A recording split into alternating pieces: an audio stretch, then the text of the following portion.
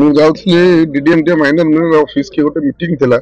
तो रास्ता पर से गोटे स्ट्राइक करते निया जाली तो मुझे स्ट्राइक लाइन में छिड़ा हठात से पाइले खबर पाइले मो गाड़ी आसी से रोड पड़ाणी की काच पाच पटे की गाड़ी पिटापिटी करके ढेलार बाड़ी काच भांगी मत धक्का रोड पिटापिटी कर धक्का मारिक मो चेन पेन चिंडे कहले बबीदास पठे तो जीवन मारिदेबू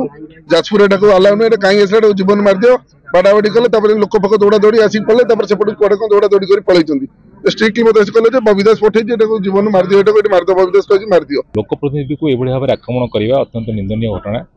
गणतंत्र में हिंसार कौन स्थान ना, सभ्य समाज में हिंसार कौन स्थान ना। जो मैंने घृण्य अपराध कर आगामी दिन में निश्चित भाव में दृढ़ कार्यानुष्ठान ग्रहण कर मोर आशा अच्छे। निश्चित भाव में ये गोटे हताशार प्रतिफलन देखा। प्रशासन जहाँ सहयोग चाहिए आम करूँ और मुझे खबर पाई बिरजा प्रकल्प उपरे से माने रास्ता रोक करते भितर ये अघटन घटी किंतु ये घटना को संपूर्ण भाव में मुझे शुणिली तार खबर नेली और मुझे एसपी की फोन करी डीएसपी फोन करी जो मैंने दोषी समस्त को अरेस्ट करा मोस्ट इम्पोर्टेंटली सबुठ बड़ मु कथा कहि गणतंत्र रे विजु जनता के विश्वास करे ना आ विशेषकर मो परिवार केवे भी एटा विश्वास करे ना। मु टीवी मीडिया शुणिली जे विधायक कौन कहते मो विषय मो भाई विषय मो भाई कही थाना रे बसिया जब